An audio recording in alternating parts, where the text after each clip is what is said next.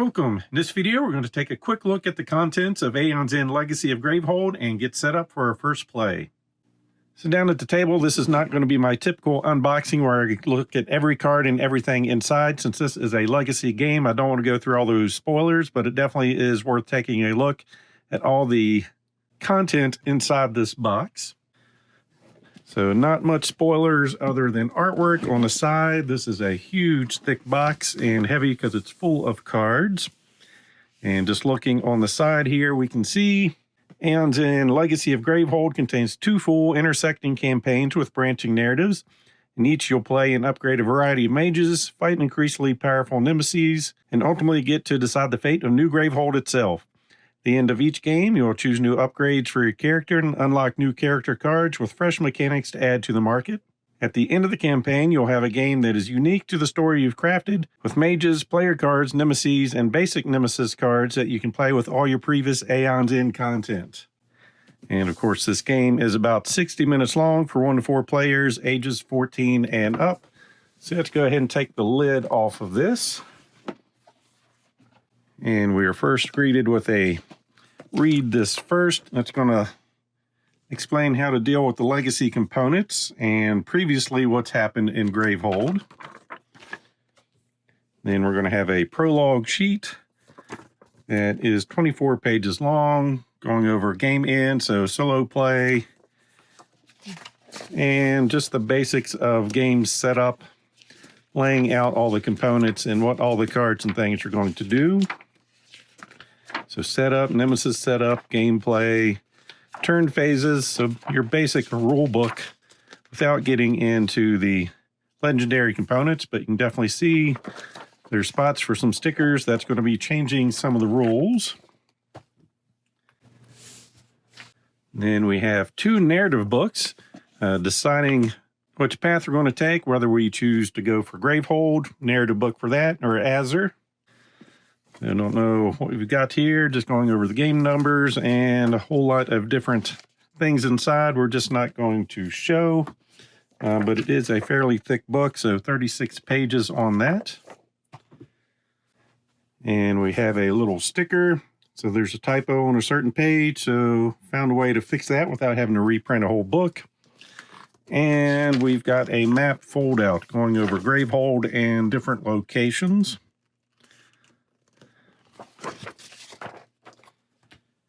And do not open until end of campaign. All right, so tempting, but we're not going to do it.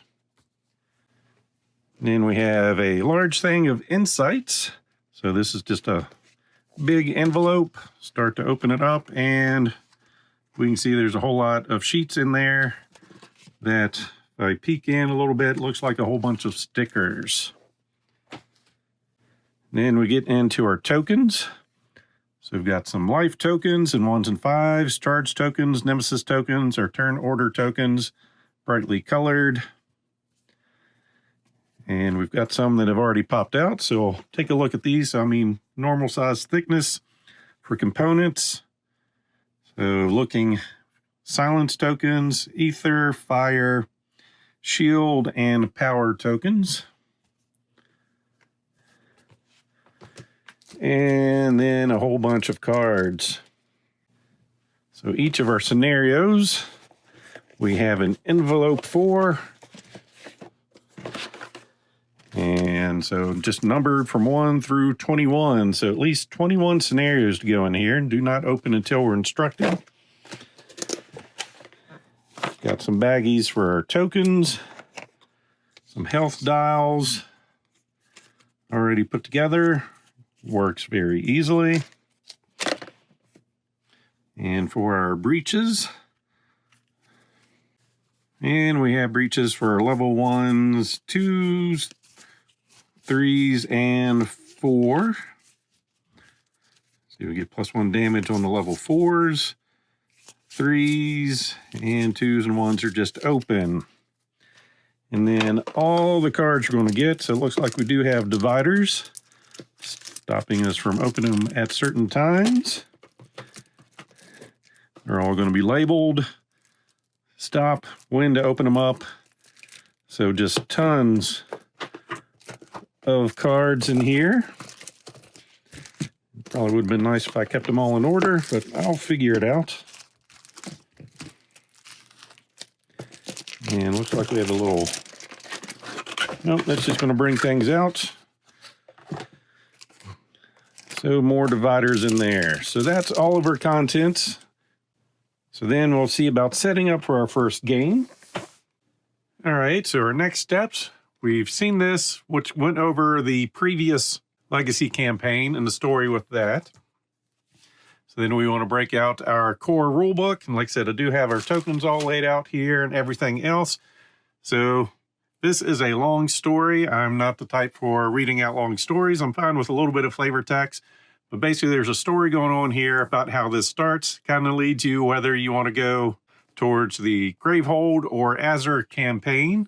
After reading this, I kind of feel like going Azure. But I mean, this whole process has been about defending Gravehold, so I'm going to choose that campaign. But just going to go to the rule book. The basics, if you played this game before, all the basics are still there. Not much has really changed. If you haven't played this game before, it's a deck building game with a couple different aspects to it. So instead of shuffling your deck every time you go through your stack, you just flip it over. So there's no shuffling. And the other thing is a random turn order. So that's going to be randomized throughout the game. So new items, we have fire tokens, ether, crossouts, boost, and overheat. So we'll go over those real quick. So our fire tokens on page 20. And all the new stuff is kind of in this orange spot here. So on our map, certain locations can catch on fire. And I'm just going to assume that's going to be bad as we go through this campaign map.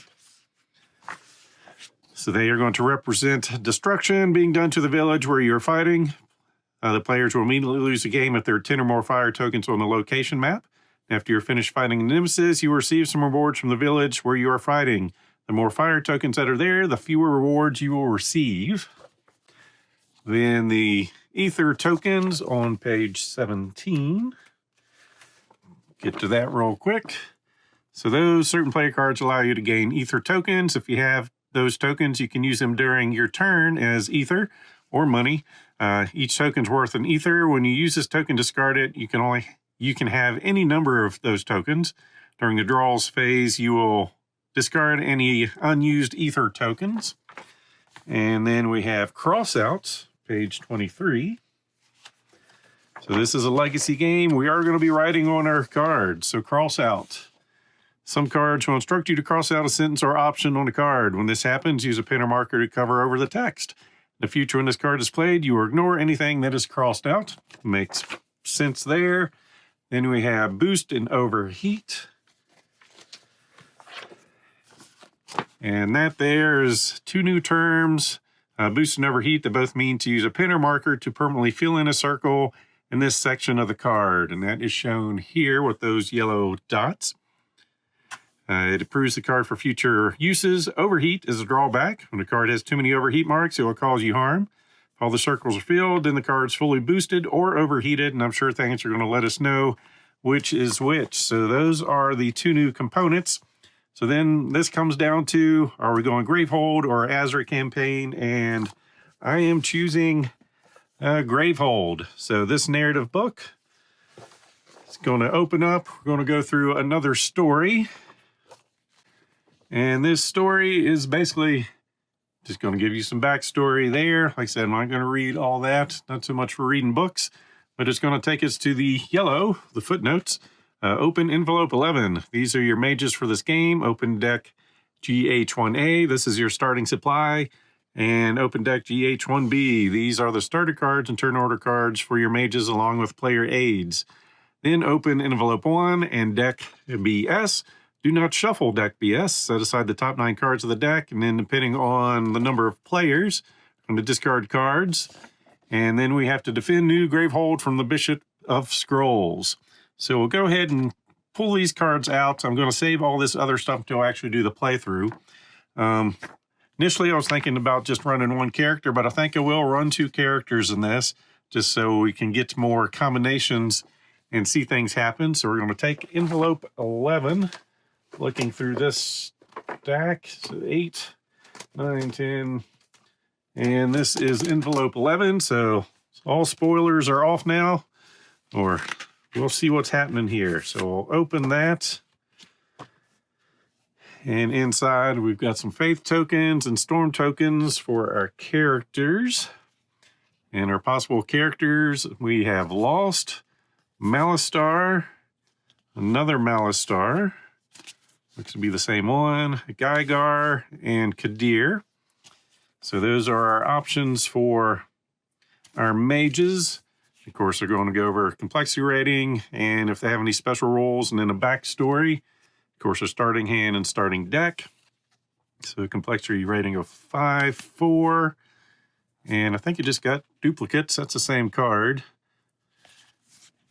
And Lost. So there's our options for our mages. Then GH1A. You get this stuff out of the way. There's BR, CN, FS, FB, E, BS. That was one we needed. So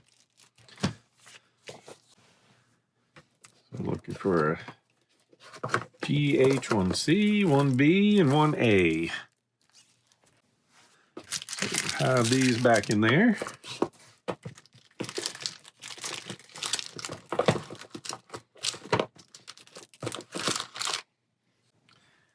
And take these. All right, 1A.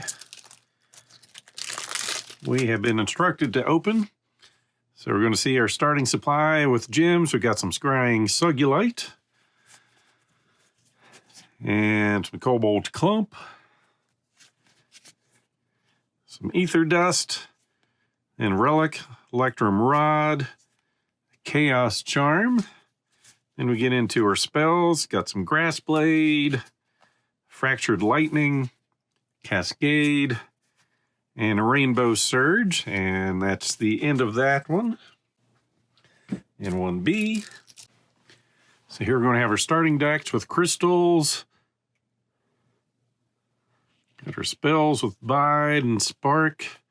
So this is going to be for our different mages. A Molten Forge, Bronze Ignite, Xenite Perfected,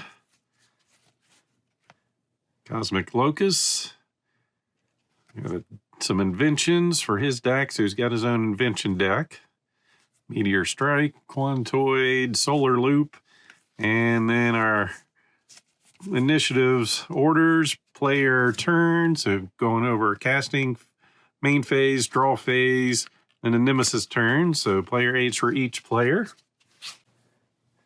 And the BS deck. So these we are for the unnamed. We don't want to take these out of order, so we're just going to keep that all secret. And we're opening up envelope 1 to see who our first Nemesis is going to be.